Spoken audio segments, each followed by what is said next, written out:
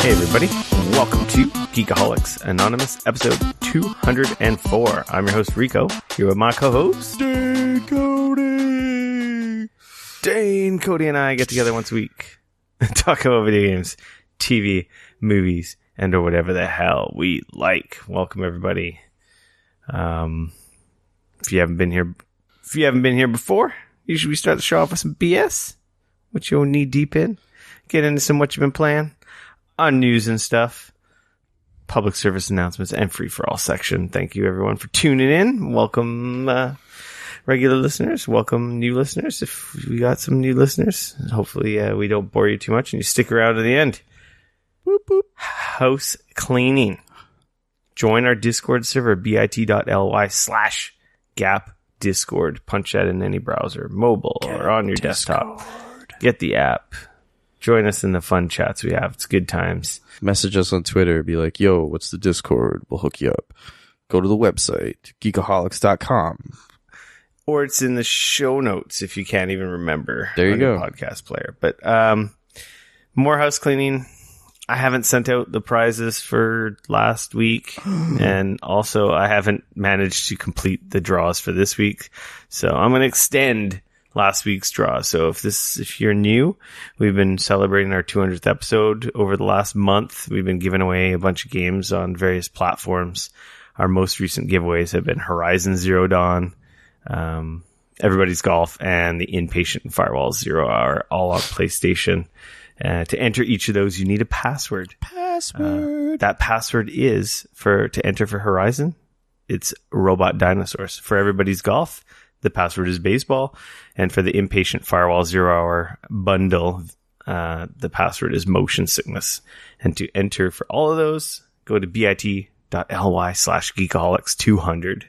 Again, that website is bit.ly/geekoholics200. So sorry guys, I was just so swamped with work this week, applying for a new job, all kinds of crazy stuff going on that I just haven't had any time to do anything outside of except go to soccer games, work and family.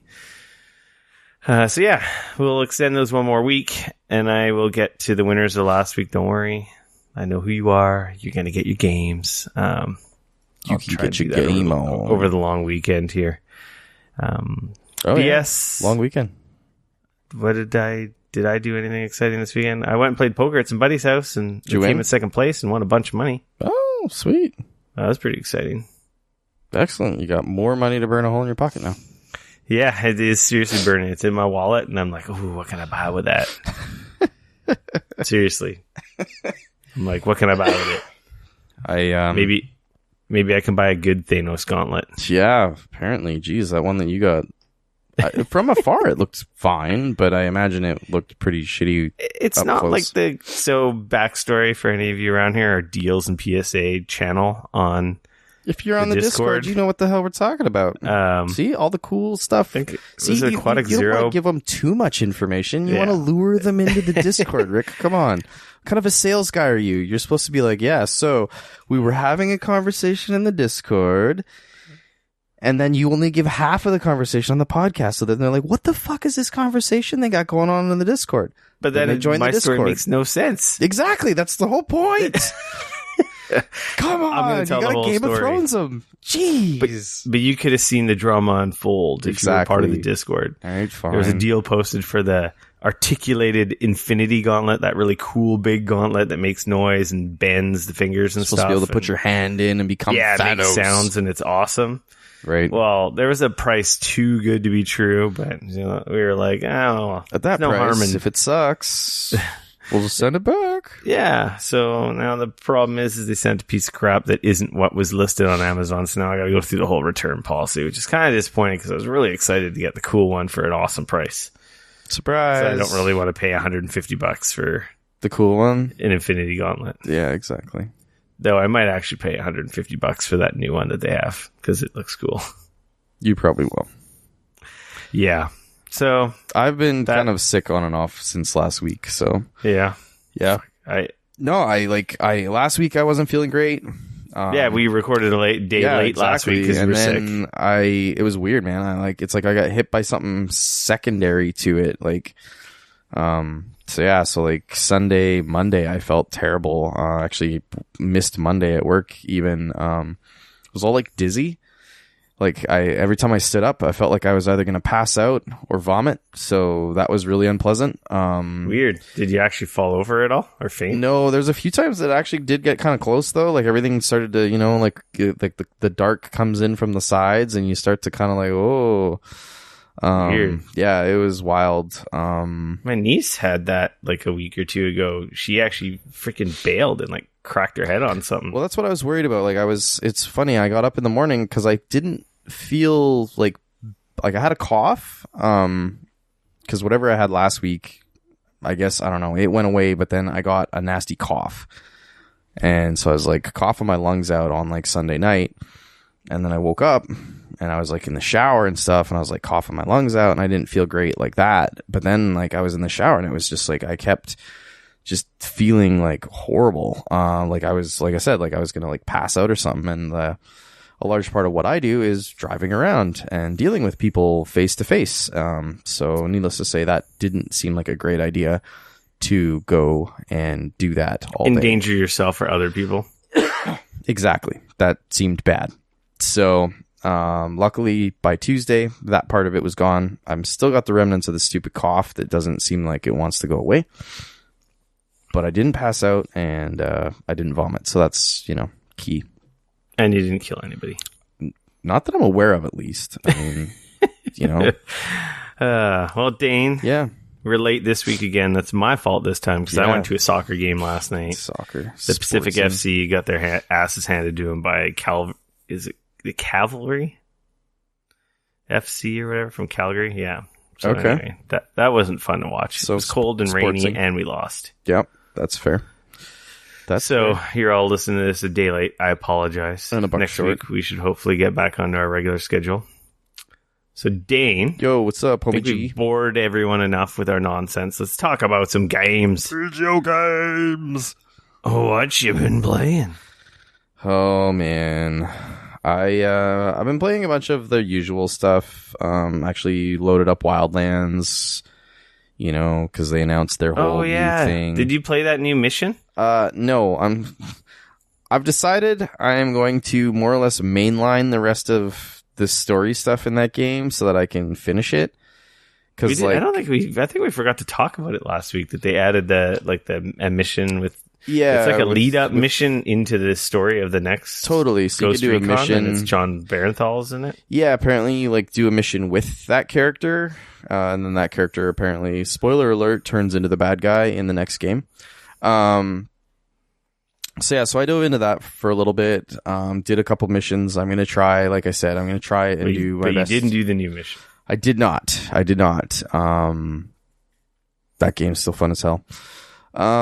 We've had some good sessions on and I've played some more Spider-Man again, like just trying to kind of story it. It's, this game's so fucking good though. Anyways, it's so good. But that being said, I did get a code sent to me for a game called Swag and Sorcery.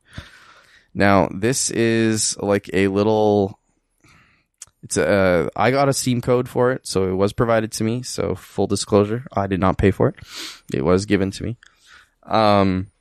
It's tiny build. Yeah, it's a tiny build game.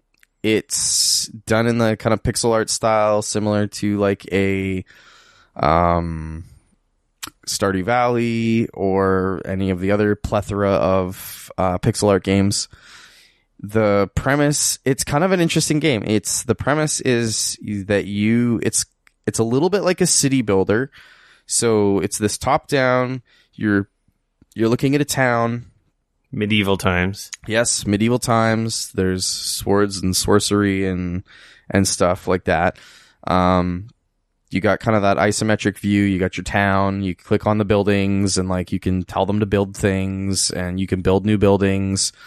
But there's this whole other aspect where you hire adventurers and then you send them on adventures.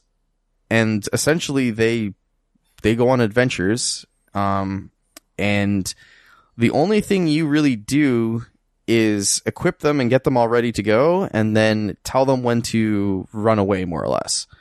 So like they go in, and it kind of switches into like this side scrolling view, and your characters move forward, and then they either gather resources, so like, or they attack enemies that show up.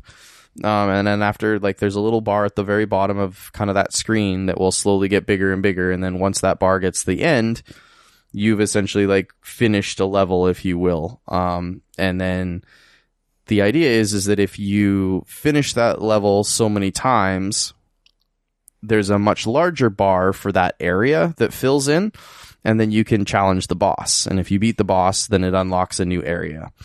And then of course, so there's that part of the game. And then when you go back to town, there's the whole like, okay, well, you need to get this many bars of gold, or this much gold ore, or copper ore, or this many trees, so that you can build planks, so that then you can build equipment and weapons and stuff like that, but also so that you can build other things in the town. So it's got it's got kind of the building aspect of like a Stardew Valley mixed with like this sort of just one more run in the forest. I'm just going to do one more run.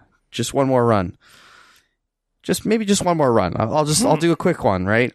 And if your characters die, then they like essentially you have to like you wake up back at they get kind of like knocked out and you fail. And if you fail, then you get like minus 5% or whatever on the big bar, so that you can attack the big boss. So if you win, the bar goes up. If you fail, the bar slowly goes down. So like the whole idea is to try and like get your guys powered up and stuff and finish off enough of these missions so that you can take on the big boss to open up other areas and get cool loot and so on and so forth. Then there's this whole other aspect of the game, which is the swag aspect of the game, where every so often, once you've hit a certain point in the story, there will be these like fashion show competition type stuff. And so you can like dress your characters up in whatever swag you've got and send them off. There's like a small entry fee. You just pay like 50 gold or 100 gold. And I'm sure like down the road, it'll get more expensive or whatever. And if you win these, then you get like more reputation. And of course, the more reputation you get, the more like cool shit that happens in your town. And like, and there's benefits. Like, to be totally fair, I don't know what those benefits are quite yet. I've only played for like maybe 3 or 4 hours. That said, it's easy to lose a few hours to this game. Like last night, I was like, "Oh, I'll play for an hour. Like, I'll check this game out. Like, I'll jump in. I'll play for like an hour." And the next thing I knew, it was like almost 1 a.m. and I was like, "Oh shit, I gotta go to bed." Like, like I totally thought I played for maybe an hour, and then I realized that 3 hours had gone by. It's like I said, it's a simple premise. You do your thing, and then as you level up and as you get guys, you can hire more helpers. And so like I have a crew of like 2 guys right now, so I send 2 guys out on their little excursions, and they do a cool thing where the guy in the front, he'll attack with like, if you have a sword, he'll attack. But if the guy in the back has a sword, he won't actually attack.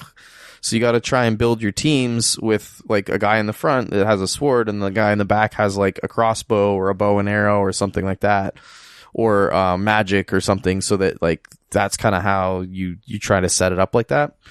So there's some strategy there, and like as I said, as you go, you have like essentially a button that you can hit.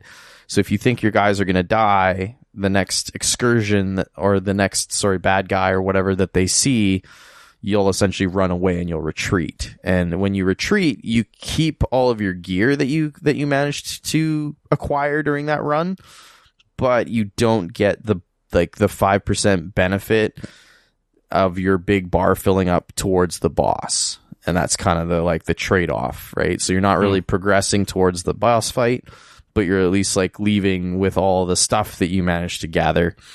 When you get back to town, there is like a health bar on your characters, and it will slowly go up. Or if you want, you can go to the church and pay to have them like revived right away. They also have like a happiness meter, and if they're happy, then there's a greater chance that they'll do like critical hits or like do 2 attacks like one after another. Like, so there's benefits like that. And you can go to like the spa and you can relax, as they say, at the spa, and that will rejuvenate your happiness meter on your characters.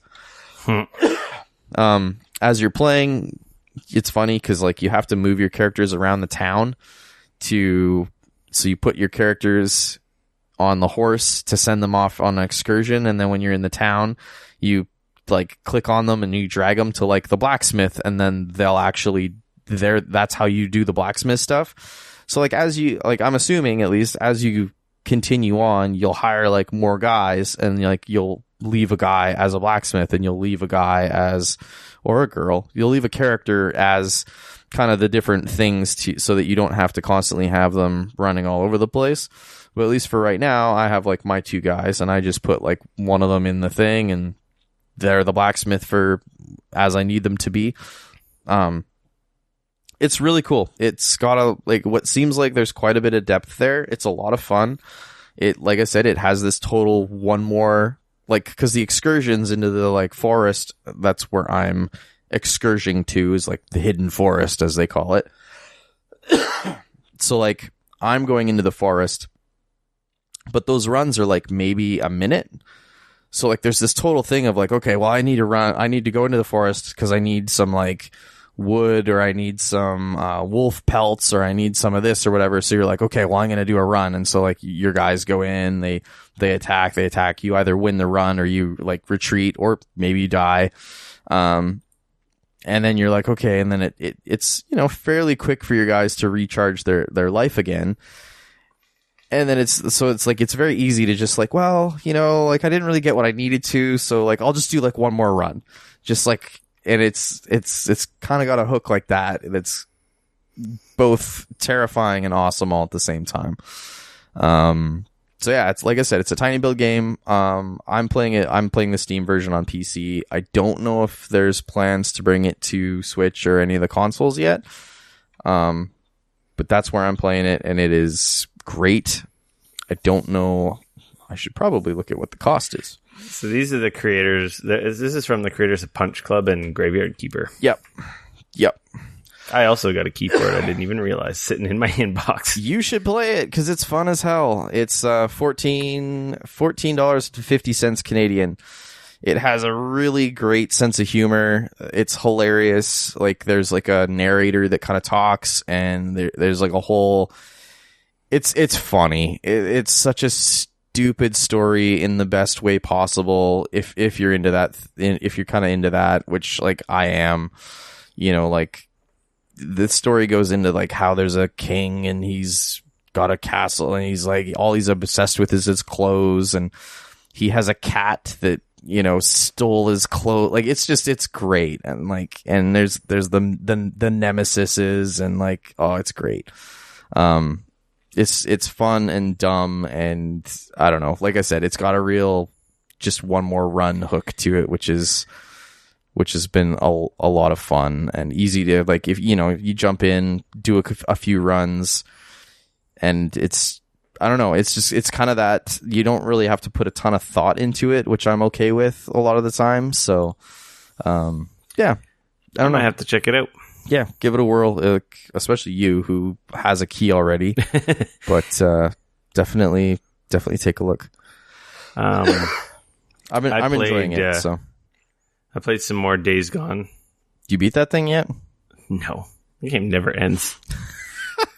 I think I'm close. You went from like the first time you're like, yeah, this is great, I love it, this is this thing, and blah, blah, blah. Like, and now you're just like, yep. It's so long. It's still going on. It's still happening. I'm enjoying it, but like, Jesus, it's long. Yeah, you're at that point where you're kind of like, than it has any right to be. That's the okay. I will say that's like, besides the gas thing, that'll be my second complaint now. It's just like, it should have been over by now. And I don't really like some of the story turns that happen. Yeah, that's what you were kind of saying last time. It's like, it started out so strong. Oh, really? But the game is still good. I'm still enjoying the game. But I got a new game that pulled me away. I got Rage 2 on the PC from Bethesda. I don't know why I said it like that. I was gonna say you didn't get it from Bethesda though. They didn't give it to from you. From the Bethesda store. You gave them launcher. money. You gave them money, and they gave you a game. Is what you're saying? Yes, I got it from their stupid launcher app. Oh wow! Thing, okay, I have no idea if it's on Steam or not. Gotcha. Is it on Steam? It's probably on Steam. I don't think it is. Is it? I don't know. They do their own thing for everything. Anyway, that's where I got it because I don't care about different launchers because I'm not a baby. I don't either. Rage 2. Yeah, it's a shooter game. I don't think it is on Steam. With guns. In a post-apocalyptic future where mutants are killing all the people. Fun. Sounds fun. It's good. It's decent. Okay. Like, it's a game. Well, I hope it's a game. I mean, but otherwise, what the hell are you playing? But it's not bad. Okay. And it's not rad. It feels like Doom. It's fine. It's just fine. Like, I think it's lucky because right now there's not a lot of stuff going on. Like, Divisions, some people are still playing Division. I don't think the numbers are where they wish they were. I'm sure they're fine. But it's kind of like we're in a little lull right now. Yeah. Destiny's like kind of meh right now while people wait for the next expansion. The freaking Anthem, which everyone was hoping was going to take over the lives, hasn't. So I kind of think they're lucky. I'm sure the game's doing okay in terms of sales. But it is just... I was hoping it was a lot better. I was hoping it was more like Doom. It is available on Bethesda's launcher. That's what it looks like. That's it. Like, Doom was awesome. And I think Doom was awesome because it had no story. Right. Like, some of the story... it kind of did? Yeah, but some of the characters in this game were just face-palmingly badly voiced and acted. Like, I just don't care for anyone or anything. No, I lied. But sorry. At the end of the day... It is on Steam. It is on Steam. At the end of the day... It has a really dope shotgun and an awesome assault rifle, and it feels good popping enemies' heads off. So that's the thing that I've been hearing from people is they're like, most of the game is fine. Yeah, like the shooting's good. It but that's the thing I've heard is like, but everybody's like, so the game is fine, but the shooting is really good. It's fun to shoot stuff. The shooting's good. It feels good to shoot. Yeah, shit. And then it feels all right when you start using the abilities and mixing in your overdrive and slamming guys, and they just totally gib in that like Doom style fashion. Right. Or you like force palm them across the stage and then they splatter on a wall. It's got a dope shotgun. Did I mention that? You did mention it's got a dope really good shotgun. Yep. So you like pistol, the shotgun? Not the pistol, the assault rifle's pretty good. Yeah, I love the shotgun. I heard the assault rifle's got like a really good feel to it. Like that's what I've heard is like guns it feels really. That's the thing. The guns all feel great. I don't know why, because it's weird with PC games. I think it's the way the enemies react to being hit and animate, which also helps the way you perceive the gun feel. Yeah, and maybe the way the combination of the sound to feel impactful, as well, right? Like it has to feel like they're. Yeah, I know what you mean. You know, in some games you shoot a gun and it just feels like a stapler. Like it's like pee. It's like okay, whatever. Yep. But then that's what makes Destiny so good. It's like when you shoot enemies and their heads explode or their sweet spots like splatter and I don't know. It translates. It feels like the gun's got oomph and you're wrecking shit. Totally. So the guns feel good in this, similar to I wouldn't say they're as good as Destiny, but they're pretty damn good. They're still really good. Watching the enemies keel over, blasting their armor off, it feels good. The guns feel like they feel like ballsy, like they got power behind them. Mm-hmm. So I definitely do like it. At first, I was like, when I first started the game, I was really worried. I'm like, uh-oh. I think the intro is terrible. Oh, really? Yeah, because the story elements and the voice acting and everything. I've heard the writing in that game is really bad. Really bad. Yeah, it's like bad.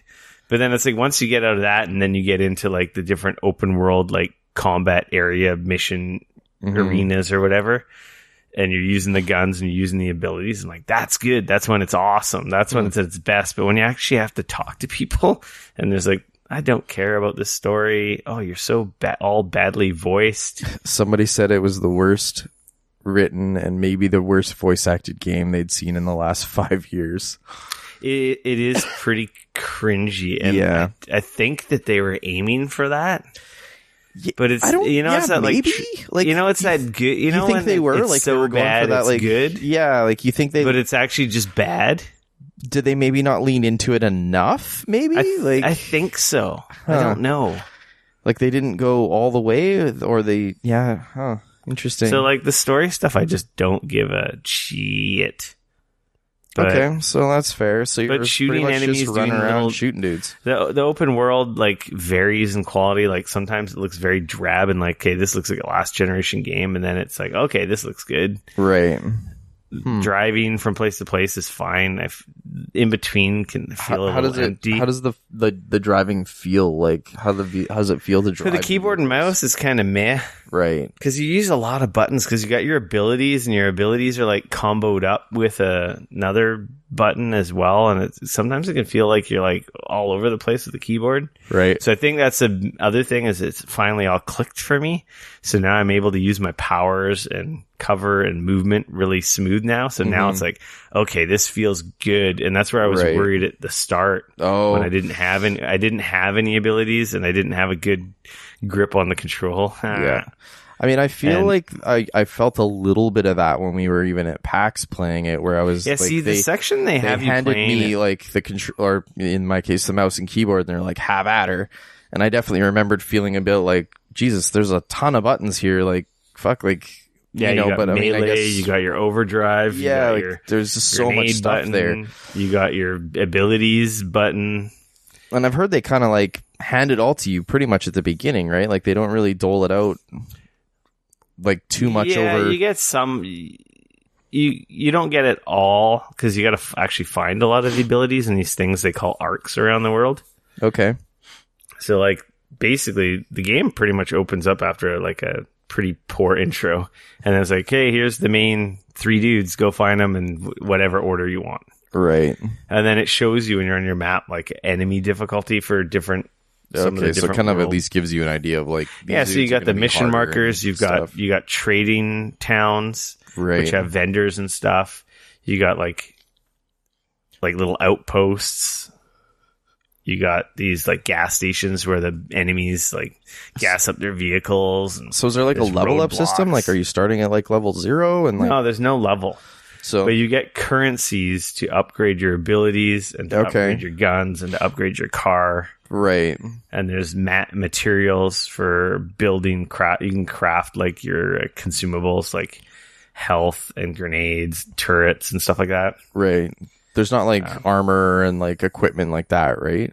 No, there's just, you get different guns and then you can unlock different perks for the guns. Okay. With weapon mods. And then all your abilities you can upgrade them. Right. So like I've maxed out my ground slam so it does tons of damage and sends enemies farther. Right. I've upgraded my constitution so I can take a lot more damage. So if you were standing in a store and you could buy Rage 2 or Far Cry New Dawn, which one would you buy? That's tough because they're very different. Are they? Okay, because like at first glance they seem pretty similar. Like when I look at when I look at gameplay videos of both of them, like yes, the like Rage 2 looks a little bit more like I'm launching into the air slamming dudes, but like ultimately they both look like I'm gonna jump in a vehicle, I'm gonna drive over there, I'm gonna kill all the guys, I'm gonna like it's gonna liberate a thing or whatever. Like you know what I mean though, right? Like they both kind of seem like they have a similar gameplay loop. The driving's better in Far Cry. The open world design is better in Far Cry. The storytelling's better in Far Cry. The voice acting's better in Far Cry. Okay. But the shooting is better in Far Cry. But I think the shooting is way better in Rage 2. Okay. It feels way more visceral. Like I like the combat. The weapons feel much better. Because that is definitely one of my like I don't know why like I was playing a little bit. The guns don't feel very impactful in Far Cry. Yeah, like I'm noticing that more in New Dawn. I feel like it was like in Far Cry 5, they seemed like they had they felt better. I don't know how to explain it. In New Dawn, they're feeling a little less, and I don't know if that's maybe just because I haven't leveled, like I'm still there kind is of in definitely the more first tier, RPG like, elements to Far Cry that determine how much damage you do. So right. Okay, that's like fair. if you're attacking an enemy and you're a level down, or the weapon's a level down than the enemy, right. they do nothing. Right. But yeah, the gun, I feel like the guns feel way better in Rage 2. So they're kind of different games. Right. But I really enjoyed New Dawn. This one, I'm playing Rage 2 because I'm enjoying the killing. All right, that doesn't sound psychopathic at all. The shooting, like I'm enjoying right. the mayhem and the destruction, because shit's blowing up everywhere. You're throwing guys and they shatter, and you freaking pound the ground and send guys flying. You're destroying stuff with your rocket launcher. You're tossing grenades. It's just like mayhem. Right. It's like Michael Bay, the shooter, when you get into a good combat arena. Mm-hmm. So that's where it feels like Doom, and you can tell, like, it's the same. I believe it's the same engine. Maybe it's not the same engine. It's actually not. Yeah, but id was involved, so they do. Yeah, they're involved. Different studio though, totally different studio. This was Avalanche, and they're actually using the Avalanche engine, so it's like the Just Cause 4 engine and the Mad stuff. Max engine, right? Yeah, so definitely. But you can definitely feel id's touch in there. Okay, that's good, because I mean, like, it's not terrible. It's a solid. It's a good game. It's a 7. Because man, you want to talk about a game with bad gun feel? Just Cause 4. God, the shooting in that game is fucking atrocious. Yeah. So, and that game, it's good to hear that this is not the case there. No, I'm enjoying it. I'm very early. I'm like, maybe, I don't know what. Within the first, I'm probably like 8 or 10 hours in. The weird thing is the game came out on Tuesday, right? And I came home from work on Monday, and I'm like, well, I guess I'll just launch it because it's see if I can launch it because it's preloaded. And I was just able to play it Monday afternoon. Done. I'm like, gotta love that. Okay. I know, it's weird. Seems fine. I know everyone does like the 9 p.m. Pacific time, because maybe theirs was 9 p.m. like Eastern time. I don't know. Yeah, but anyway, it's all right. I'm gonna see it through because it's not apparently the largest game in the world. Oh, okay. And I enjoy causing mayhem and blowing people up. Nothing and wrong with that. It's almost kind of mindless at the same time. I'm playing lots of open again, worlds. Like that's all right when you could just kind of go out and like have fun in the in the world, and it's like a good popcorn flick shooter for sure. All right, well, I look forward to hearing more about it. I'm like, it's one of those things where like I feel like I maybe really like it, but like seeing as I'm literally in the middle of like New Dawn, I'm like, I don't know why I bought it. Too close to, you know what I mean? Like that's it's very different than New Dawn. Yeah. At first, when I bought it, though, I was like, "Uh-oh, I think this is a mistake." Oh boy! And then as I've gotten used to the control and past the bad acting and into the open world, and going to the cleaning off the check marks on the map and getting more abilities and getting a little more powerful, I'm like, okay, I'm starting to feel this now. Leveling up your vehicle and adding cool guns. Yeah, just mainly my abilities and stuff. So. Right? Can you like add like rocket launchers and stuff to your dune buggy and whatnot, or is it fairly you can actually. Oh, okay. There's a whole like upgrade tree for your vehicle. There's other vehicles in the world that you can take. Nice. And you can actually take them back to a trader town, and then you can respawn those vehicles anytime you want for a cost. Oh, okay. But you have your like main vehicle that has like upgradable abilities and turrets, and like I just got like a cluster missile like launcher on it. Yeah. Though I haven't really done any car combat at all. Okay. There is like an arena, like I have a mission right now that is telling me to go do like I'm pretty sure it's like a car combat mission. Right. So I'll have more to report on that. I don't all of that fun stuff. Yeah, I don't think it will be amazing, but it is pretty cool. Like your car, the car you get automatically has like 2 like spinny machine guns on the front of it. Nice. And they like auto aim. Oh, sweet. So it's like if you pull into a spot, like I pull into like I think they're called berserkers, or I don't know what they call the enemies. The mutants. I do like a drift into their camp with my car facing the entrance, and then it's like full Predator style. Nice. And there's just guys like splatting everywhere. Chain guns. That's awesome. Yeah, that's pretty cool. All right. Well, Well, like I said, play some more. I look forward to hearing a bit more about it and seeing where that kind of goes, because I'm kind of on the fence with it. And I got it cheap. I think you can find it cheap around some of the discount CD key places and stuff. Yeah. So I got it for like $52 Canadian. Okay. Wow. Yeah, that is pretty good for a game that's just coming out. So I'm sure you can find it somewhere for $40 or $50 or wherever. So let's move on to the news and stuff. The news. Remember we were talking about Final Fantasy VII last week? Yeah, that's the thing that's happening still. Is it episodic? Is it not episodic? And I was like, I'm pretty sure it's still episodic. Last we heard, it was episodic. It's still episodic. God damn it. If anyone had any doubts about that. So stupid. So, that's it. Because I thought we left last week with is it episodic or is it not? Right. It's episodic. So yeah, so it looks... Not much I don't know if there's really much to add to that. It's not coming out for 50 years, so... Yeah. Ugh. So Looks apparently, good, Eurogamer confirmed. Square Enix has reiterated its plan to release it as an episodic title. So it sure as hell looked like it, because what they've shown is like the first section of the game. It just worries me that, man, if it's going to be episodic and they've taken this long, it's going to take like 7 years to release the whole thing. Episode 1 out. The PS6 is going to be out by the time they fucking release like the 3rd episode or whatever. Or they won't finish. Right. Totally. Or they'll stop and they'll be like, okay, we're not doing episodic, but they're going to release the first chunk episodic to get the money to finish the rest of the game. You know what? I'm going to call that right now. They're going to do the first episode, which is going to be the first small section of the game. They're going to sell a bazillion copies of that. And they're going to oh, actually, we're going to delay it a couple of years and we're going to make it one thing. Okay, I'm just saying that now. So they're going to release it episodic. It's going to be multiple episodes. And then at the end, they're just going to release it all as one. Yeah. They're not going to make it that far. I'm calling it now. I suspect you might be right. I think that people are going to get so sick and tired of dealing with this bullshit that like by episode 2, they're going to be like people are going to just be not buying it anymore because they're just going to be like, this is stupid. I might as well just wait for all the episodes to come out and play the whole fucking game. Like, oh, I can't, like, honestly, like, as somebody who's played through Final Fantasy VII more than once, I can't imagine just like playing through to a certain point and then just stopping. Like that story. No, it would drive me nuts. Like, right, exactly. Like, but I guess they had like a fumble with the development of this game. Like they restarted at some point and lost some key people, didn't they? Yeah, like 3 times. They had outsourced, like they initially had it indoors, then they outsourced it to a company outside. Then they brought it back inside to Square Enix and they're like, no, we're starting completely over again. We're going to start it all fresh.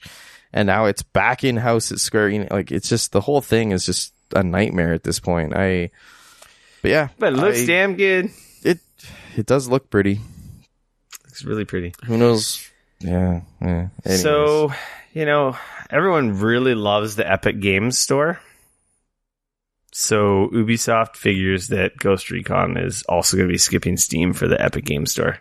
So because they know how many people really like the Epic Games Store. So here's I guess my question with this is, if you're a consumer, why would you go to the Epic Games Store and why would you buy it there when you can just go to the Uplay and just buy it straight from Ubisoft? It's going to have to load into the Uplay launcher through, like... I don't think any gamer like us would buy it from the Epic Games Store. I think it's more the casual drive-by Fortnite players and people that are in that launcher that will pick it up there. But you know what I'm saying, right? Like, no, I know what you're saying. It's a weird thing to me. Like, I'm like, okay, so... But I mean, I guess the choice, I think it's just, there's a part of me that wonders, like, okay, so you have to install the Ubi launcher anyways. Like, you're launching the game through their launcher. Yeah, I don't know how it works with the Division, because obviously we both have the Division on Uplay. Right. But like, so for example, which with Steam games launches Uplay. Exactly my point. So like, when you bought it through Steam, like the Division 1, I have it on Steam, but I guess if I try to launch it from my Uplay, even though it shows up in my Uplay as a Division, when I go to launch it from Uplay, it still has to load Steam. Like, they're intrinsically linked. Pop in Steam, though, don't they? They do, yeah, but they also pop in the Uplay launcher. I think that's what. But I think that's, and I was hearing another reason why people are upset is because if you're into achievements, which I don't know why anyone cares about achievements or trophies or anything. Oh my god, got to get your card packs, bro. But on Steam, if Steam was your main platform, that was another reason people were complaining. It's like, well, I like getting achievements, and now it's on this other store. I can't get achievements, and that makes sense because that does kind of bother me with the Switch that you don't get anything. Yeah, I guess so. But at the same time here, I'm saying who cares about the stuff, but then I kind of care at the same time, so don't listen to me because I'm totally... don't listen to me, ever. Yeah, I don't know, but, like, there were some numbers released. Like, the Epic Games Store has over 85 million installs on PC. Yeah.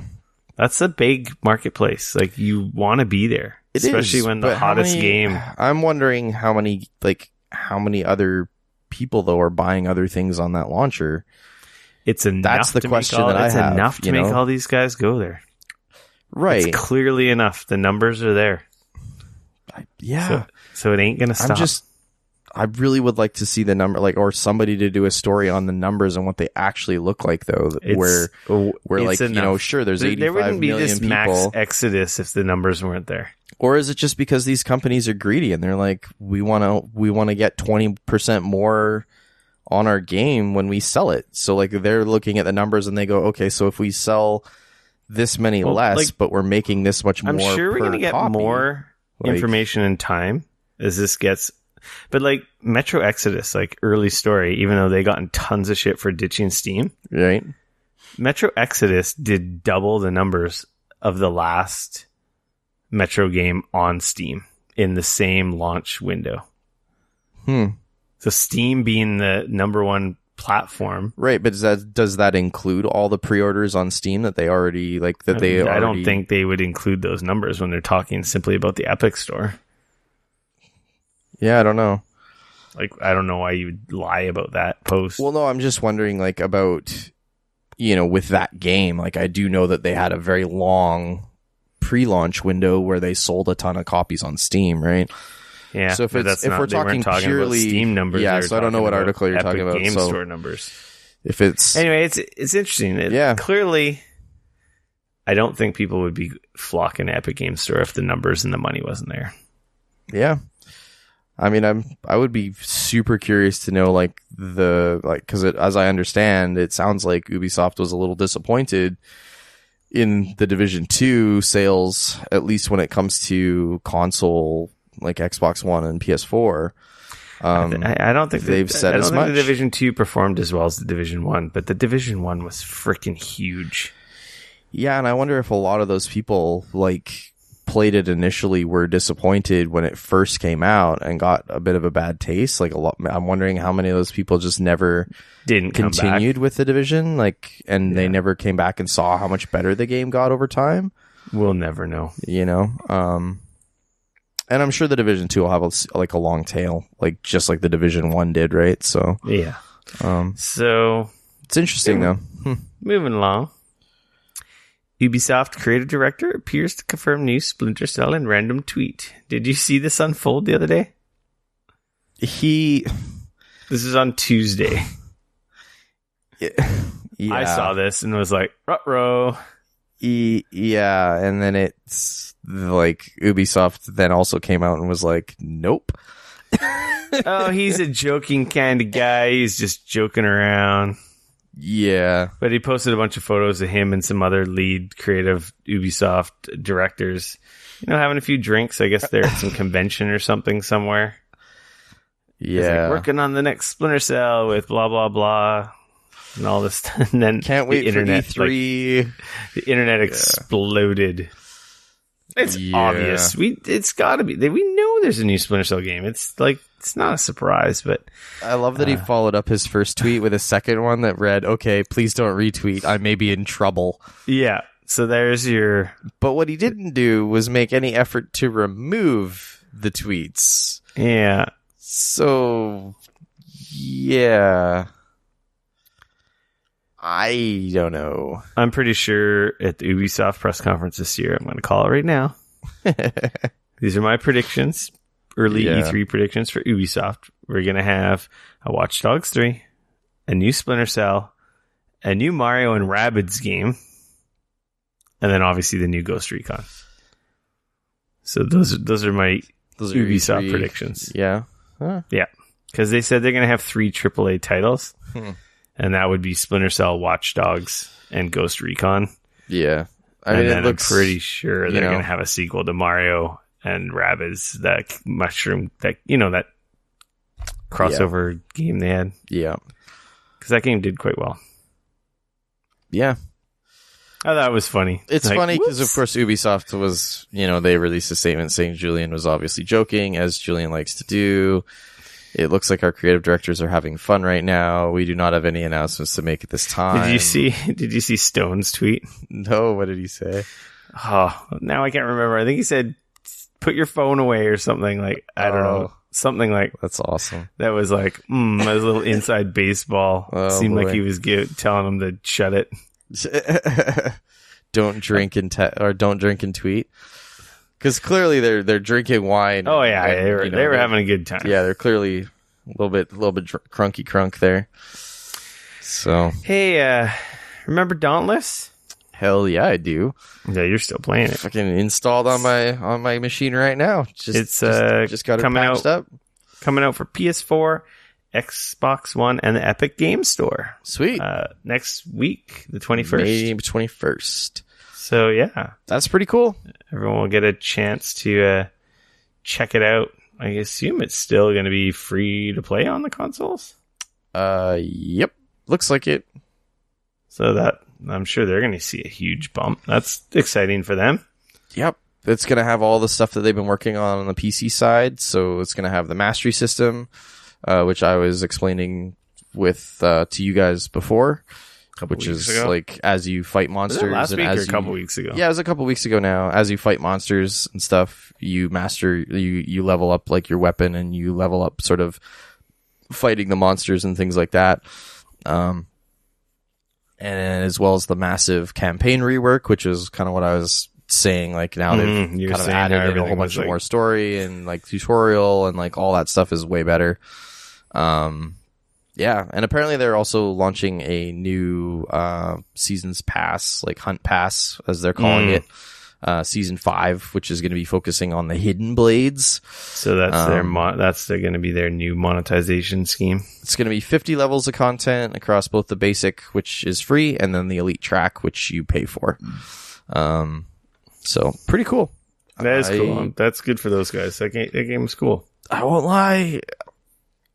So far, every time I've gone to play Monster Hunter, there's like this little voice in the back of my mind that's like, dude, we should just go play Dauntless.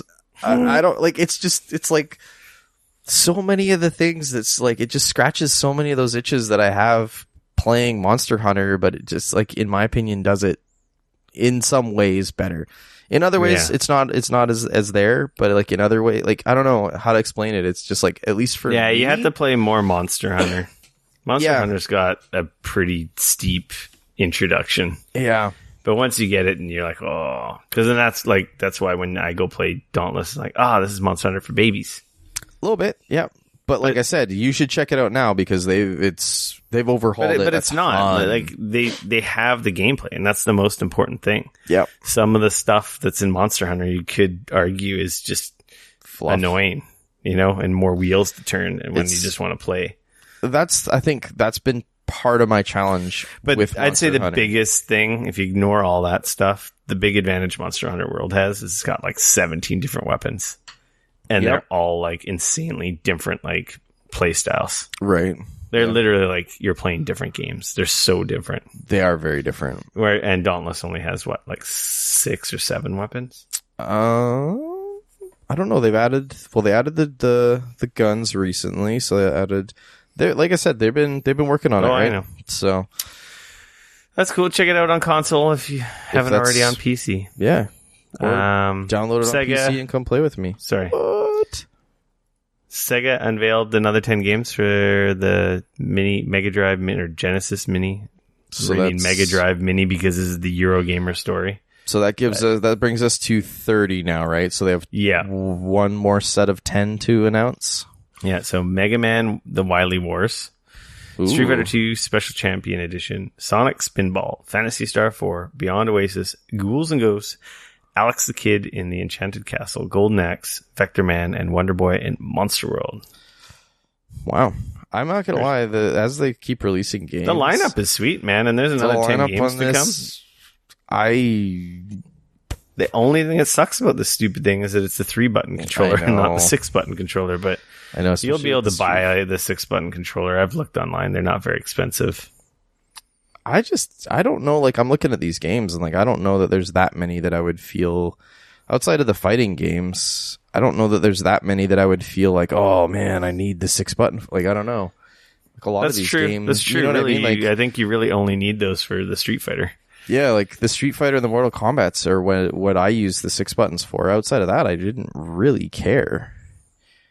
Like, I think it just gives some more flexibility for the button layouts for some of the games, but yeah, for sure. I like what I can't have, Dean. Of course. And so it doesn't come with it. I have to have it. You're mad of the internet, of course. So always got to be happy about something. That's exciting. Sega's doing something good there. But like, man, if this, like, already, in some ways, oh man, I might have to actually get this. Put it this way, I'm more excited about this than the Nintendo, like the basic Nintendo Mini. Mm-hmm. Like if the emulation is done on here well, which is, like, we already know, like, the company that's doing this is like they're known for doing actually a good job, putting some effort in. Yeah, like if this thing comes out and everybody's like, this thing's not a dumpster fire like the PlayStation Mini is, I might have to get this. Like, this is... Well, I'm committed now. I have all the other stupid mini ones, so now I gotta get this dumb one. I really don't have a choice. Like, I do have the Super Nintendo Mini, but this... The Super Nintendo Mini is the best. So far. So good. But, like, for me, like, I had both consoles growing up. But, like, man, there's a lot of these games. I think the thing with the Genesis Mini that they're doing is, like, a lot of these games I haven't played since I was a kid. Like how many times have I played Super Mario World since I was a kid on the Super Nintendo? I've almost beat Super Mario World on my classic. Right. But, like, I've also played it on a million other, like a million other different platforms between the Super Nintendo and now. And it's going to come out on the Switch eventually. Probably. Most likely. You know what I mean? Whereas, like, a lot of these other games, like, that isn't the case for me. Like, I haven't played... No, I haven't played, like, bunch any of the these Genesis games since I was, a 12-year-old child, like, playing with my Sega at home, right? So yeah, I don't know. There's a part of me that's almost more excited for this thing than some of the other ones are. Dang. Pretty sweet. The Castlevania Anniversary Collection just came out today. Right. Or by the time you listen to this, it's available on, PS4, Xbox One, Switch, and PC. Yep. I totally forgot this was... I knew it was coming out, but I'm surprised you didn't pre-order 3 copies. I thought it was already... I thought it was coming out next month, or that it was already out. I don't know. May 16, I saw it on the baby. Switch store today, and I'm like, oh, should I buy this? I mean, you got to get your Kid Dracula on, bro. I've never played that game, that's for sure. But the story about this, besides the fact that it's out, Konami has announced that they're going to add the Japanese title variants of each game in the collection as a free update shortly after launch. That's pretty cool. So I guess some people wanted that, and they're like, okay. Well, my understanding is that some of these games are quite different. Like, the Japanese version of these games is quite different than the North American version. Mm-hmm. So, like, that would be really cool, especially if at least it was subtitled so that you can actually play through it. I want the Metroidvania collection is what I want. I want all the DS games. Oh, sorry. Okay. I was like, what are you talking? Like, these are Castlevania. Like, what? I want Symphony of the Night and all the other DS games. Okay. Was there 3DS versions, or were they just DS versions? I want all the I want to say there was at least versions. 1 or 2 3DS games, wasn't there? Because these are all the arcade Castlevanias, essentially. The stage boss, but no RPG elements. Well, some of them definitely have RPG elements. Except for that's a lie. I guess Simon's Quest has some RPG elements. Yeah. But I want a collection of all the other Castlevanias. These are still dope. I beat Bloodlines last year. That was the first time I ever played that, the Genesis one. I heard that, like, isn't that the one that has, like, the 3 characters and, like, some of the more RPG elements? No, this is 0 RPG elements. It's just very different. Yeah. And was it Belmont's Revenge? No, not Belmont's Revenge. Well, that's the crazy thing here, is this has got all the Game Boy ones, right?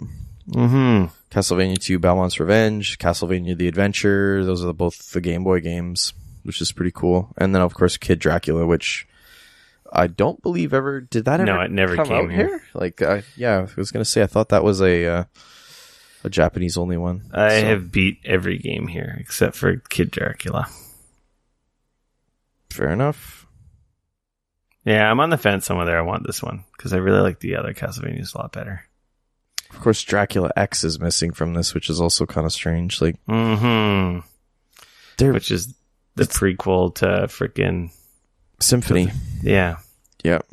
I think no, it's a weird, like, the way that they've done this is a weird collection. I feel like they just had every Castlevania game. Right. Well, what was double. the other? Because they, like, what was it last year? They came out with Symphony of the Night and Symphony of the Night, like Rondo Blood. and like there was like a bunch in that one. There was 2 games, maybe 3. Oh, that was like 3 or 4. But anyways, yeah, I wish they would have just done a Castlevania collection and done all of them, except for the 3D ones, because nobody, up until the newest 3D ones, nobody wanted to play those ones. Like that 64 one was fucking bad. Yeah, that was bad. That's one of the worst games I've ever played. But moving on. Where are we at? Microsoft and Sony announced vague cloud gaming partnership today. This was so weird. This was so out of left field. I saw the tweet and the photo of, what is it, Sache Nadella and... Yeah, I saw the Sony announcement, and it was just like, oh, what the what? Kenichiro Yoshida. Mm-hmm. And they're shaking hands. So Microsoft said today that it will partner with Sony on a new cloud-based solutions for gaming experiences. So we're not really sure what that means necessarily, but under the memorandum of understanding signed by by the two companies will explore joint development of future cloud solutions in Microsoft Azure to support their respective game and content streaming services. In addition, the two companies will explore the use of current Microsoft Azure data center-based solutions for Sony's game and content streaming services. So I'm wondering if this means like PlayStation Now is going to move over to Azure. And if that's the case, that's probably good news. Yeah, if you go ahead here a little more, it's like, in other words, it's entirely possible PlayStation 5 might feature cloud gaming powered by Microsoft Azure. And beyond that, Sony and Microsoft might pool their resources to create customized streaming solution that would be used by both Xbox and PlayStation. It's interesting too, because where is it? This story, I don't know if this story talks about it. This is the Kotaku story we're looking over right now. I want to say I was looking at the Eurogamer story, and because they also talked about using the Azure AI and how that was also going to like factor in with like Sony being able to use the Azure AI and that kind of stuff. It doesn't look like that is in this Kotaku story. Just bear with me 1 second as I pull up the other one. I just saw that when I saw the tweet, I'm like, what? I'm like, are they like going to be doing crossplay and everything? Like they made up? Like what's going on? Yeah, so the ultimate goal, according to the official press statement, is to deliver more enhanced entertainment experiences for customers around the world and to build better development platforms for the content creator community. Microsoft and Sony have also pledged to collaborate on development projects focusing on semiconductors and artificial intelligence. Our mission is to seamlessly evolve PlayStation as a platform that continues to deliver the best and most immersive entertainment experiences, together with a cloud environment that ensures the best possible experience anytime, anywhere. says Kenichiro Yoshida, Sony president and CEO of the agreement. For many years, Microsoft has been a key business partner for us, though of course the two companies have been competing in some areas. I believe that our joint development of future cloud solutions will contribute greatly to the advancement of interactive content. And that's when Microsoft CEO offered his own thoughts, saying Sony has always been a leader in both entertainment and technology, and the collaboration we announced today builds on this history of innovation. Our partnership brings the power of Azure and Azure AI to Sony to deliver new gaming and entertainment experiences for customers. Interesting. Really interesting, I thought, because it's like, it's the two CEOs of the company, not the heads of, like, say, PlayStation and Xbox. Mm-hmm. So obviously, like, this definitely goes way above those guys' heads. Like, it's a pretty interesting. We know, like, if you compare Xbox and PlayStation, that the PlayStation's back end is just a disaster. Yeah, I wouldn't like all their cloud services don't touch definitely Microsoft's in terms of reliability. Oh, definitely. And seamlessness. And we see this, like, prime example, the whole PlayStation name change thing is a disaster because of the way their whole system was designed, right? Yeah, I mean, I think that has a lot more to do with, like, years ago when decisions that were made. So this seems like a move that we've always said. Microsoft's got the software back end for this shit, like, down. They know what they're doing. Like, no one touches them. I have a sneaky suspicion that this was Sony and Microsoft realizing that, like, if they don't get their shit together, Google might show up and eat their lunch. Yeah. And I think that this was a way that doesn't happen. In a weird way for both of them to kind of make sure that they stay where they're at and not instead of falling in a second to third, they share first. Exactly. That's totally kind of makes sense because they've got Sony more so than anyone has the exclusives, but Microsoft, when it gets its act together, will have a bunch of powerful exclusives, and that'll literally leave only the third party stuff to Google, right? Which you can get everywhere else. So it's like, what would be the compelling argument to go to Stadia, right? Right, and I mean, and especially if, like, Microsoft and Sony are both rocking, like, the same Azure cloud platforms, and streaming and that type of stuff is, comparable on both of them. Why not just, you already know Sony, you already know Xbox. Why bother with Google if they're doing more or less the same thing that Google's doing, right? And it's at least Google as good. sucks and they're totally evil. Hey, there's nothing worse, in my opinion, than being like than jumping into a platform like Stadia and then having Google decide fucking 5 years down the road, like, we're not making enough money off this, we're gonna just, like, shut it all down. Yeah, it's interesting to just check out the tech, but totally. I don't trust Google. No, really I don't enough trust him. I don't trust him either. Drop it whenever, like, the winds change a little bit and they decide that there's not enough money in it. I mean, look at Google Fiber. They were going to take over the whole fucking world. Like, they were running this and running that. We're going to run fiber to everybody and it's going to be 1 gigabit per second for no matter what. It's going to be amazing. And now here we are a few years later and they realize, like, oh yeah, shit, fiber's fucking expensive. We're not going to bother with that.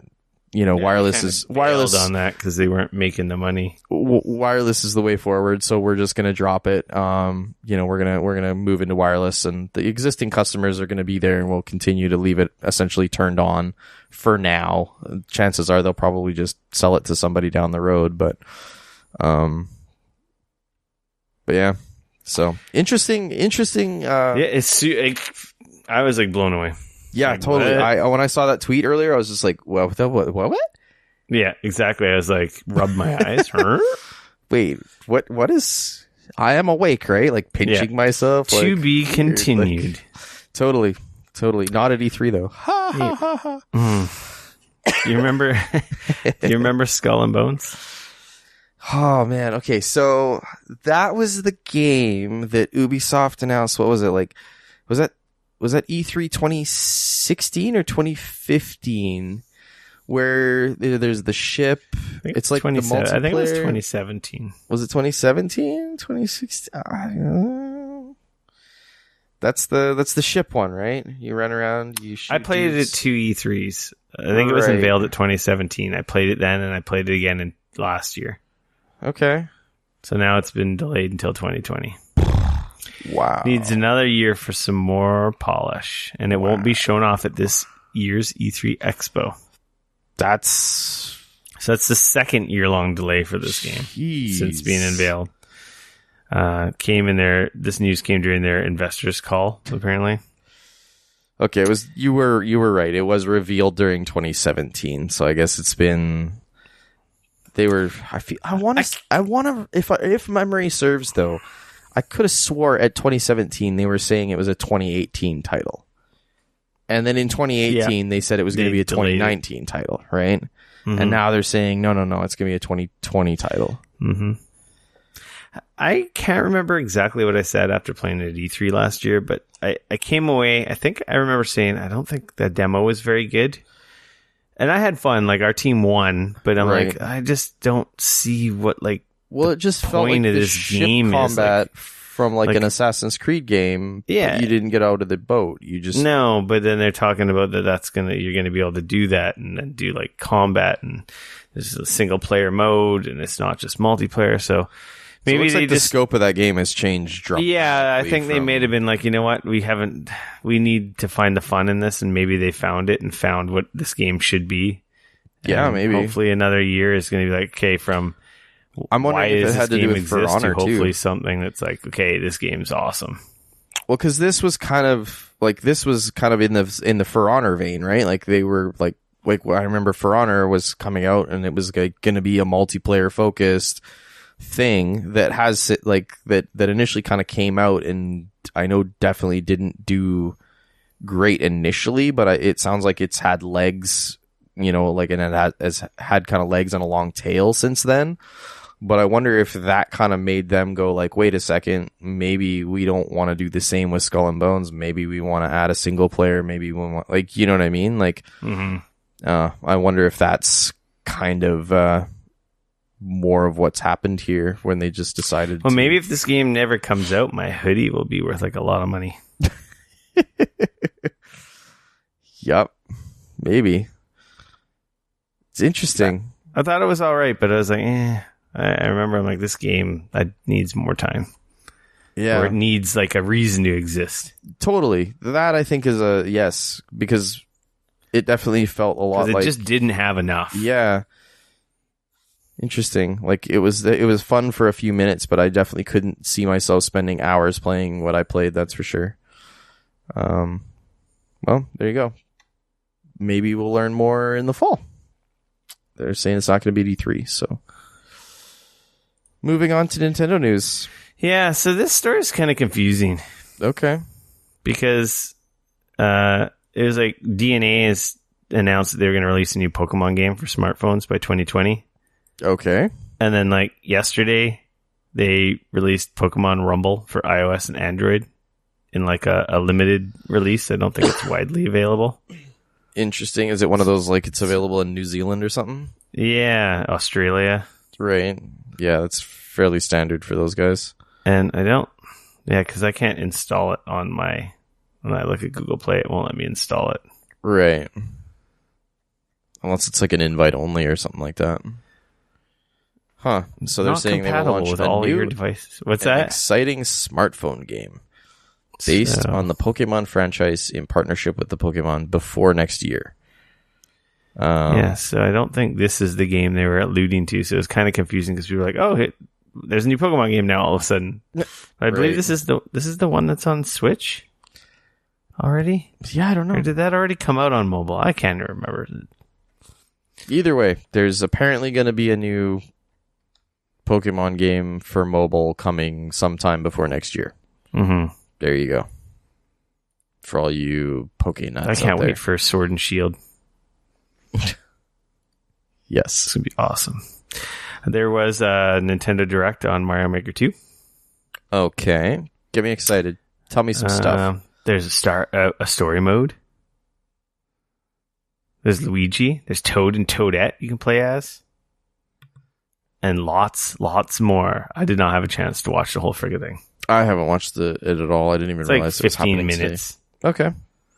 They've got Super Mario 3D World mode. In story mode, you'll get to rebuild Princess Peach's destroyed castle by playing through courses to earn coins for the reconstruction efforts. They've got apparently they've added a lot of stuff. It's out next month, June 28th. Yeah. That'll be their big thing at E3, eh? Like, just come to E3. And Pokemon and Fire Emblem. Yep. Huh. Is Fire Emblem come out in June or July? It's pretty soon too. I don't know, actually. There'll be a link in the show notes if you're interested in checking it out. Checking out the Direct for yourself. Yeah. Speaking of Nintendo, they announced this discount program. Can't remember who posted it in our Discord. This is the most goddamn Nintendo-ass thing I have ever seen. How to make something that initially seems really sweet. You're like, oh, cool, I get like a discount. And make it and turn it into like the most convoluted, weird-ass thing. Like, oh, Nintendo. So if you're a Nintendo Switch Online subscriber, you can purchase two vouchers at a single price that can be redeemed for eligible games. And by buying the pair of vouchers, you end up saving yourself. I'm going to use the Canadian dollars because that's what the story in front of me is. So the pair of vouchers. Oh, you're on a different story. A pair of vouchers can be purchased for $132 Canadian. That's $100 American. Which results in the savings of around $25 as opposed to buying two regular priced games at $80 for a total of $160 in the US version. Right. So eligible games include Super Mario Maker 2, Yoshi's Crafted World, Super Smash Bros. Ultimate, Pokemon Let's Go Eevee, Let's Go Pikachu, Super Mario Party, Octopath Traveler, Mario Kart 8 Deluxe, The Legend of Zelda Breath of the Wild. Strangely enough, Super Mario Odyssey is not in there. Vouchers are redeemable for 1 year from the date of purchase and are not required to be used at the same time. He said they were going to add Mario Maker 2 and most likely Fire Emblem as well later on. So yeah, that's where I was kind of thinking. I'm like, I might have to do this just for Mario Maker 2 and Fire Emblem. Because Nintendo games never get bloody discounted. It's funny because essentially your Nintendo Switch Online subscription costs pretty much exactly what the voucher. They're essentially taking away the cost. I got a free year from Twitch, man. Yeah, same. Actually, have they given out the other 9 months to that, or you had to be like you have to like log back in after 60 days and hit the button to get yourself the next. Has it been 60 days since that? No? Hold on, I'll tell you. I upped a couple days late, and I will tell you right now how many days I have left. Of course, you got to sign in every fucking time. Oh, I'm in the wrong Twitch account. I'm like, why can't I can claim 16 days from now? Oh, is that what it says? So yeah, stay a Prime member to claim this 16 days from now for the extra 9 months. So I assume I would be the same thing. So yours would you maybe like 13 days from now or something like that, because I know I was a little bit late to that party. Would you just click the learn more button? Yeah, like it's so stupid. You go to the Twitch and then you go to your free loot page. Yep. And then you click on the learn more and then you got to sign in. So then you got to click at the top and then you actually got to sign into it. It's so fucking stupid. I'm like, and then it'll tell you. This makes for really good podcasting. Absolutely. All of our listeners are like, what the fuck are these two idiots doing? I got 11 days. See, like I said, I knew you were a couple days shorter than me. So there you go. But if you're planning on buying at least 2 Nintendo games this year and you're planning on buying them at full price and you are a Nintendo Online subscriber, this is a good way to save yourself, $25 Canadian or $20 American. So if you're planning on buying Mario Maker 2 and maybe Yoshi's or something else. Guess we got a couple weeks until maybe the next Fire Emblem. The next batch of Twitch games comes out. Or Marvel Alliance 3. Yeah, I wonder how that's going to be. Yeah. So, it's out there. Like I said. PlayStation news. Nintendo. Fuck. Yeah. Make a thing. Like, so weird. It's better than nothing. Yep. It's better than a hole in the head. Exactly.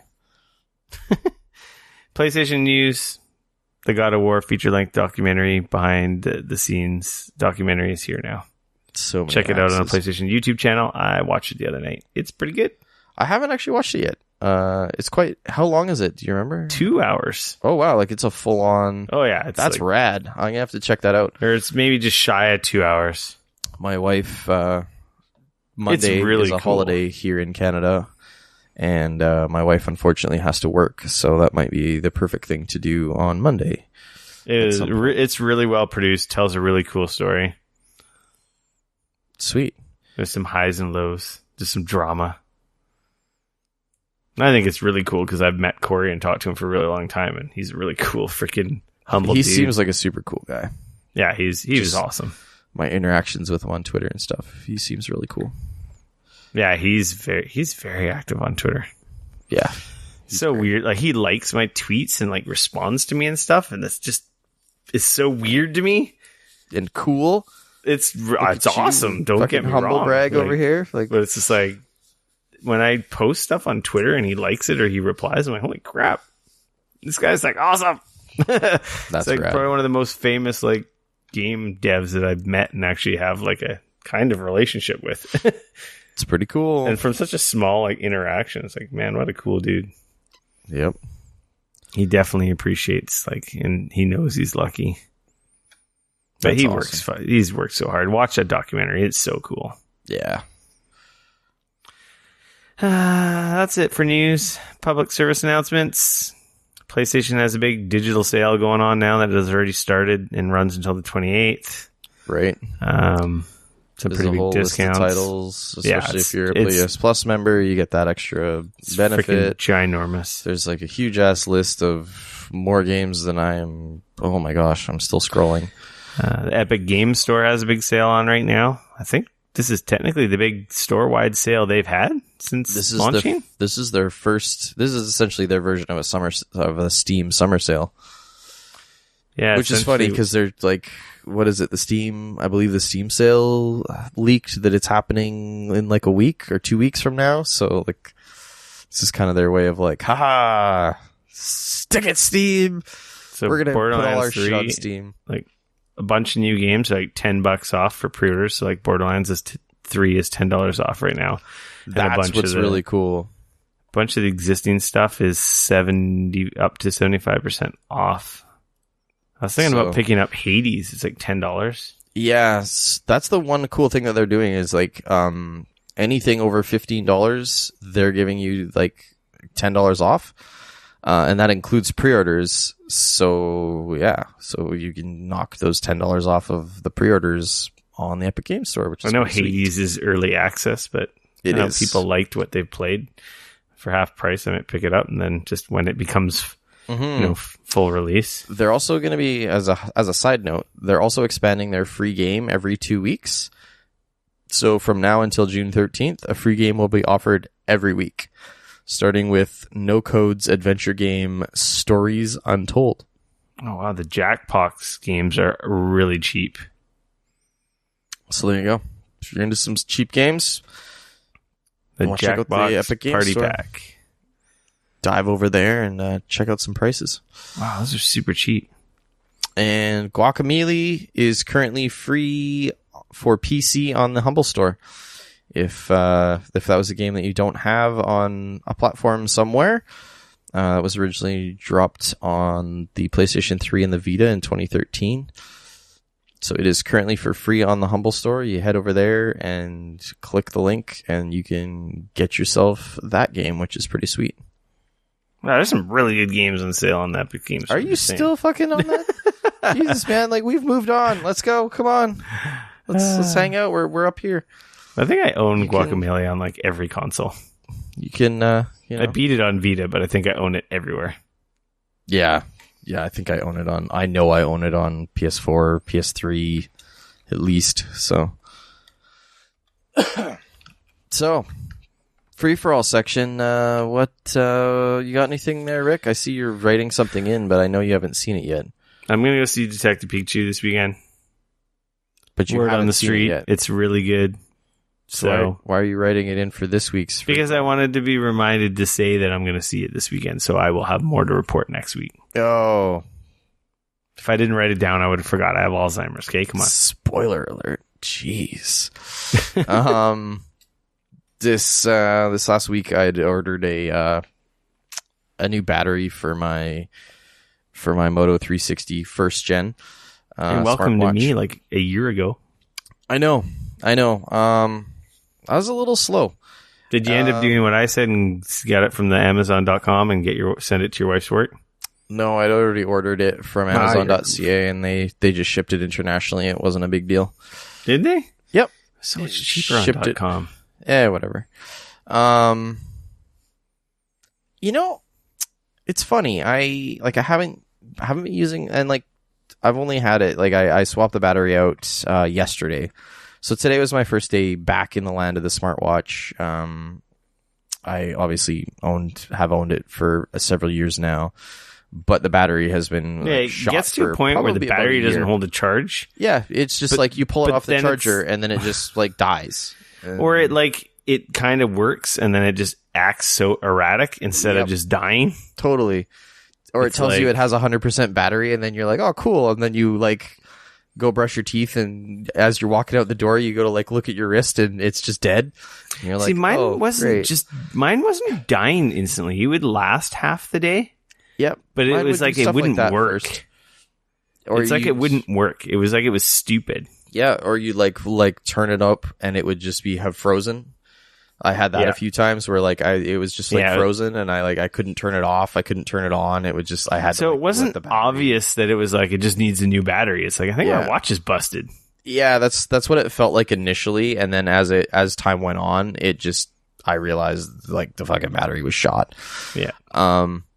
It's interesting though, like spending the last year or so, maybe year and a half without a smartwatch.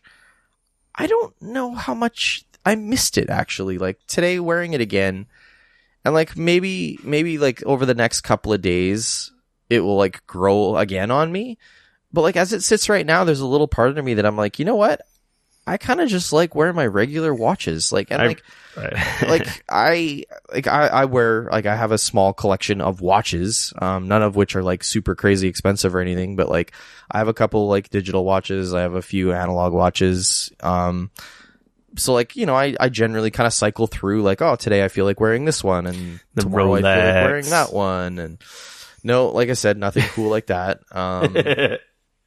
But like the Bolex.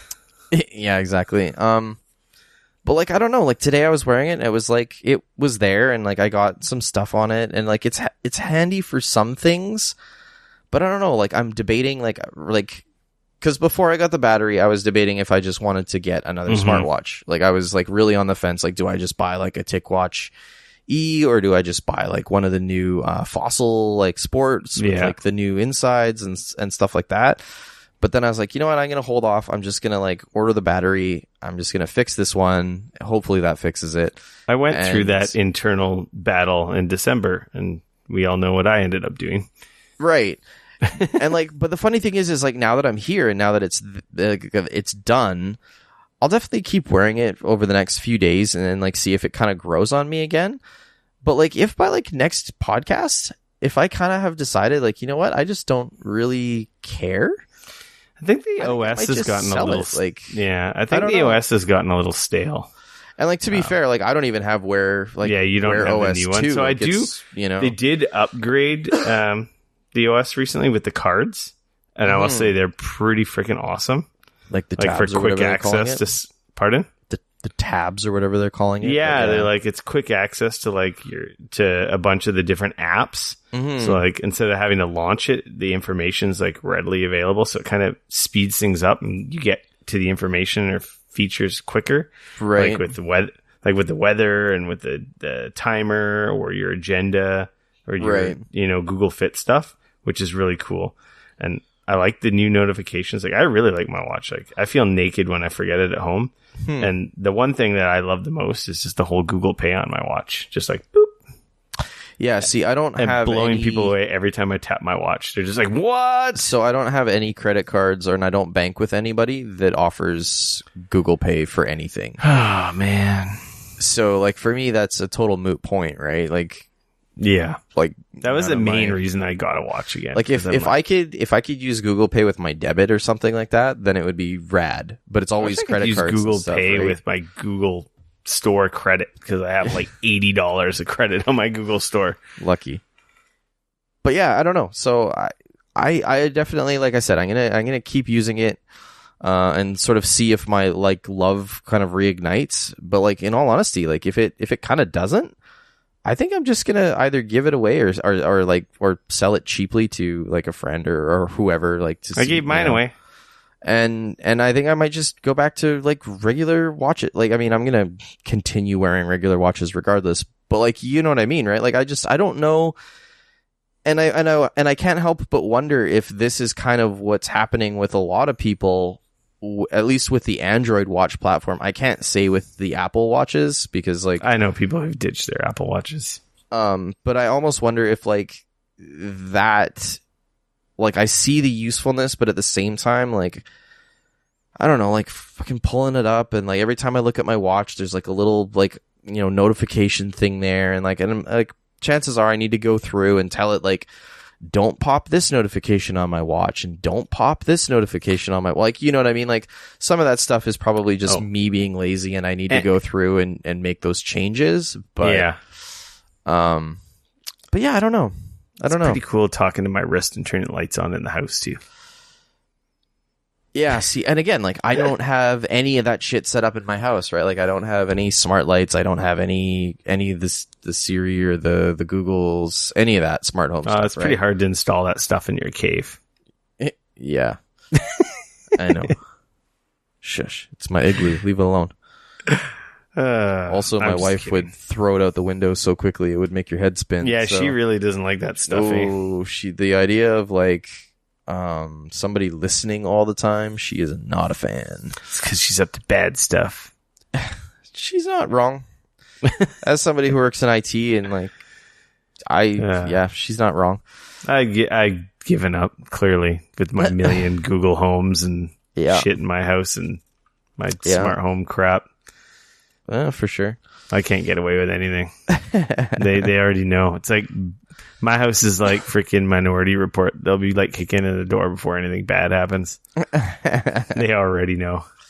Yeah. So we'll see. Like I said, it's, I don't know. I expected to get the battery swapped, and like I expected to like, today be like, yeah, like so good, it's back, like woo.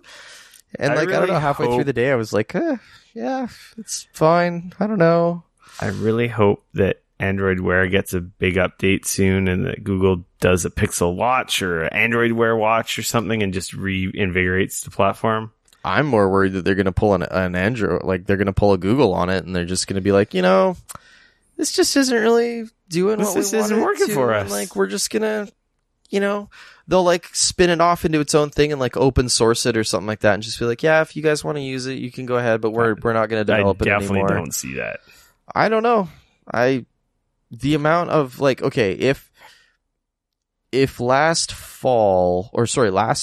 about a year ago at last Google I/O, when they announced that Qualcomm had announced the new Snapdragon 3100 smartwatch chip, if you would have told me that there are literally 2 watches on the market a year later, only 2 that are using this new chipset, and that like, I would have been like, no way, man. Like, that chipset's going to come out. It's going to reinvigorate. There's going to be so many people that are going to be building it. And like, now that we've got decent hardware again, and here we are a year later, and literally there's 2 fucking watches on the market with that chipset.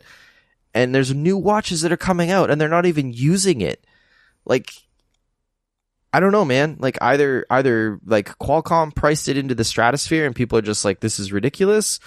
or there's a problem with it. Like, I don't know, but like that to me is weird. Or it has to do with the fact that like I think the Apple Watch is quite dominant. Google came out this year at their I/O, and like they didn't even fucking talk about Wear. They made a very brief mention in one panel where they talked about the new like tabs or whatever, and outside and they released of that, it, which is cool. Yeah, and outside of that though, nothing. There wasn't like they it's weren't quite getting up on disappointing. stage I was about hoping like, a watch was going to be unveiled. Hey, Wear OS 2.1, it's going to be great. We got 30 different watch manufacturers all going to be dropping watches. Like, instead, what's happened? Motorola stopped, like, after their Moto 360 Gen 2, they stopped making them. Like, Sony stopped making them. Like, so many of these companies have stopped making the watches. We're left with a few that aren't. Like, I was amazed. Yeah, like I went the other day, I went to look up. Market. I went to look up, because I know Nixon released a really cool one. It was like a super like badass and like, you know, smartwatch. And I was like, oh, this is cool. I'll check that out. Oh, guess what? They've killed it already. They're not even offering it anymore. It's not even for sale. It's not on their website. It's gone. And they're not making a second one. Sweet. And like that tells me. Yeah, it's kind of concerning. It's like, what's going on? Especially when you look that, like, normally what you would want to see with, you know, month and quarter over quarter, you would want to see growth in the smartwatch area. And in fact, from last quarter to this quarter, Fossil actually, like, it actually got smaller in the Android Wear smartwatches for them. Like, they actually didn't sell as many. And again, that's bad. Like, I don't know. I kind of worry about, at least with Android Wear, like, I don't know, like, maybe Samsung and like their platform, they're doing better. I know that they were seeing growth in that area, but I definitely know that essentially as far as Android Wear goes, I don't know that there is right now. And I don't know how do you fix that. You know, if you're Google, like, looking at it, like, what do? You know? At least the goddamn Pixel Watch and you update the OS. Right, but it doesn't even, like, this is my point. Like, they haven't, like, besides the little, like, tab thing that they just recently released, that was the first time in, like, a year that they've done anything to it. They did the big, I don't know if it was that long, but it was quite a while. Well, I know for a fact that Wear OS 2.0 was prior to last year's Google I/O. Yeah. And that's the last big one. I think we've talked about watches too much. Fine. It's time to move on. All right, fine. It's time to end the show. Rick's just like, I'm tired. I don't care. Let's move on. No, I do really care, actually. It keeps me up at night that I don't have like a really cool new Android watch because that's what I want on the 3100 chipset. But you so have I get frustrated. One. Well, not the 3100 chipset, but you have a cool Android Wear. I do. It's not even that old. No, but hey. Anyway, everyone, that's the end of episode 204. Remember to enter the contest that I've extended by a week inadvertently because I've been so goddamn busy. bit.ly/Geekoholics200. The passwords again: robot dinosaurs for Horizon, baseball for everybody's golf, and motion sickness for the impatient and Firewall 0 Hour. Which are VR games. So if you don't have PSVR, don't bother putting your name in there. Contest links are in the show notes. And again, bit.ly/Geekoholics200. Join our Discord, bit.ly/Gap Discord, bit.ly/Gap Discord. And of course, you can follow me on Twitter at RickF, no KRICF. You can come yell at me about smartwatches anywhere, preferably on Twitter, at Dane Cody, at DAYNECODY. And of course, like, follow, subscribe, our Instagram, YouTube, Facebook, and Twitter. We're Geekoholics everywhere. And if you have the ability, leave us a nice review on the iTunes or the podcast app if you are able to. Haven't seen a new review in a while. It makes me kind of sad. And wish me luck on my new job application. Yeah, good luck. Because that'd be pretty freaking awesome if I got this new job I applied for. That'd be pretty cool. I think so. Heck yeah. Until next week, I'm going to say we are out. Smartwatches may or may not be cool. Oh, they're definitely cool. Peace.